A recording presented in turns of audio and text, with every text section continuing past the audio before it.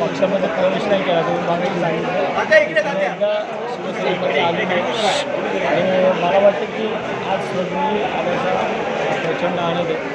आणि शालेय जीवनापासून मी शिवसेनेच्या शाखाप्रमुख होतो. तेव्हापासून अनेक पदांवरती महानगरपालिकेमध्ये काम केलं. 15 वर्ष नगरसेवक आणि ते 6 साली जेव्हा मी उपविभाग अध्यक्ष म्हणून राजीनामा दिला होता. परंतु आज स्वगृही करत असताना माझ्यासोबत 5 उपविभाग अध्यक्ष होते, 17 शाखा अध्यक्ष होते, 1 शहराध्यक्ष, 2 सचिव असे शहरातील पदं असलेले कार्यकर्ते मी सोबत घेऊन पुन्हा एकदा स्वगृही करतो. पुण्याची जबाबदारी दिली आहे, परंतु पुण्याची जबाबदारी आपल्याकडे दिलेली आहे. विधानसभेच्या निवडणुका समोर आहेत. काय नक्की जबाबदारी माझी कशी काही नाही होतं. साहेबांनी सांगितलं की पुण्यामध्ये शिवसेना चांगल्या पद्धतीने वाढायला पाहिजे आणि ती वाढेल 100%. कारण 10 नगरसेवकांची शिवसेना पुणे शहरामध्ये आहे आणि मला वाटतं की अजून त्यामध्ये दक्षिण पुण्यामध्ये माझी जी काही ताकद आहे ती ताकद मी पूर्णपणे लावून पुणे शहरामध्ये जास्तीत जास्त शिवसेनेच्या नगरसेवक कशी निवडणूक याच्याकडे लक्ष देईल. विधानसभेसाठी काही आश्वासन लोकसभा लढला मात्र कुठे यश आले नाही. पण आता आश्वासन असं काहीच नाही आहे कारण मी कुठल्याही आश्वासनं खात्री या ठिकाणी आलेलं नाही आहे.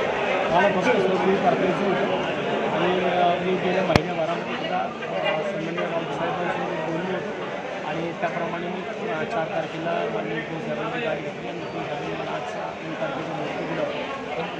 विधानसभा लढण्याची इच्छा आहे का आणि कुठल्या विधानसभा क्षेत्रात साहेबांनी जबाबदारी दिली तुम्ही 100% निवडणूक लढवून ते साहेब ठरवतील. साहेबांचा जो साहेबांचा आदेश असेल साहेबांचं मार्गदर्शन असेल त्याला सर्व चालेल. कुठल्या विधानसभा क्षेत्रातून लढायची इच्छा तरी आहे. पुण्यामध्ये 6 विधानसभा मतदारसंघ आहेत. तसे बाजूचे 2 इकडे 8 विधानसभा मतदारसंघ पुणे शहराच्या पुणे महानगरपालिकेमध्ये येतात.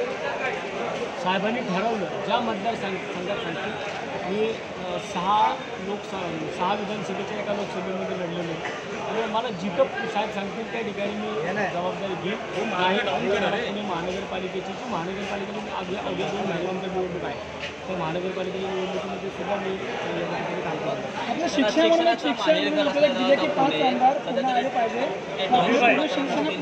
शिवसेना पुन्हा गेल्या मजबूत करत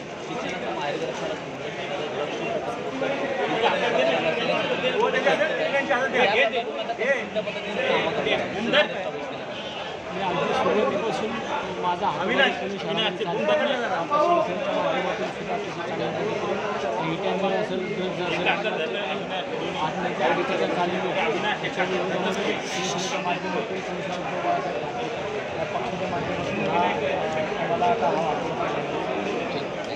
एक शेवटचा तुम्ही